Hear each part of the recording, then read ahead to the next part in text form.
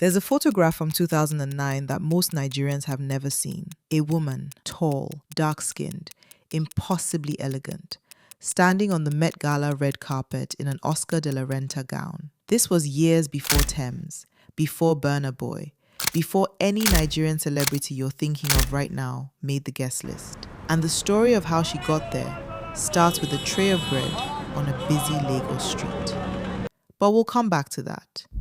First, you need to understand what the Met Gala actually is and why getting through that door is so hard. The Costume Institute Gala, that's its real name, kicked off in 1948 as a fundraiser for the Metropolitan Museum of Art in New York City. And for decades, it was quiet. Small dinner parties, museum people sipping wine and making polite conversation about textiles. Nothing like what you see today.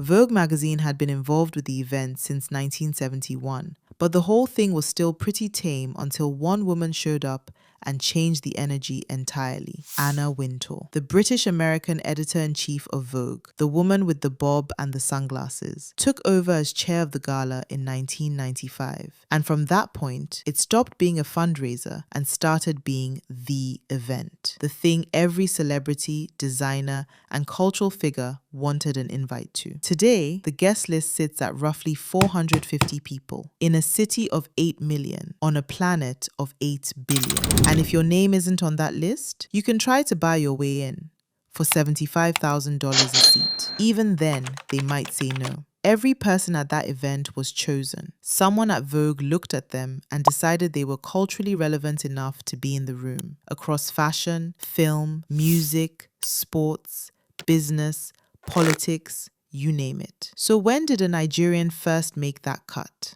Oluchi Onweagba. If that name doesn't ring a bell, stay with me, because her story is one of those ones that makes you proud and slightly annoyed that nobody told you sooner. And the winner is Patricia Oluchi.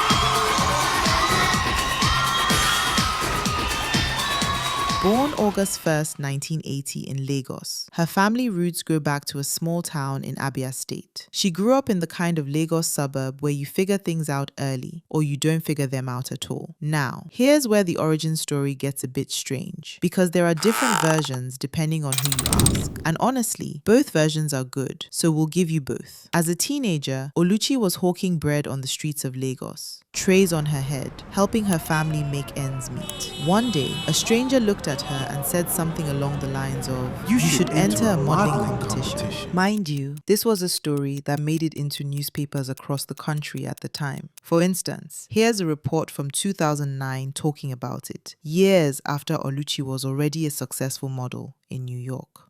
For Nigerians listening to this, the story probably sounds familiar. Something similar happened to a different model, Olajumoke. She, just like the story about Oluchi goes, was discovered while she was hawking bread. However, the second version of how Oluchi got her start in modeling seems a lot more realistic. A family friend noticed her height and nudged her to try out for the Mnet Face of Africa preliminaries. Whichever version is true, they both end up in the same place. Someone saw something in this girl from Lagos, and that one nudge sent her life in a direction that would have been impossible to predict. After the screenings in 1997, Oluchi was picked as one of Nigeria's entrants for the 1998 Face of Africa competition, the first continent-wide modeling contest of its kind. She was still a teenager. She won. The entire continent competed. A girl from Lagos took it. She moved to New York shortly after, and things accelerated fast. Editorials for American Vogue, Italian Vogue, Harper's Bazaar, Marie Claire. These are the magazines that shape how the world defines beauty, and she was on the front of them. Then came the runways, Gucci, Chanel, Christian Dior, Fendi,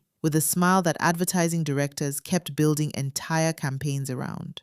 She also walked the Victoria's Secret fashion show, 6 years running.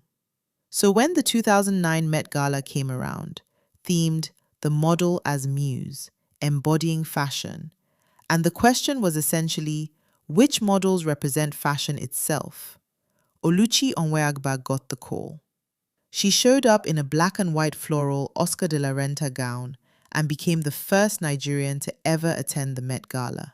This was 2009. There was no Twitter campaign behind her.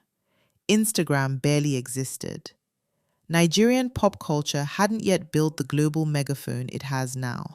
She was there because she'd spent a decade doing the work, walking the shows, landing the covers, building a career that spoke for itself. After the runway years, Oluchi kept moving. She became a brand ambassador, a philanthropist, the host of Africa's Next Top Model. She founded her own modeling agency, creating a pipeline for young African models coming up after her. So the next time you see Tems or Burna Boy or Wisdom K lighting up the Met Gala carpet, and they absolutely deserve that spotlight, remember that someone from Lagos was there over a decade earlier, with a resume that most people in fashion would struggle to match. And that's the story. There are many more stories like this. Drop your suggestions in the comments, subscribe if you haven't already, hit the bell, and we'll catch you on the next one.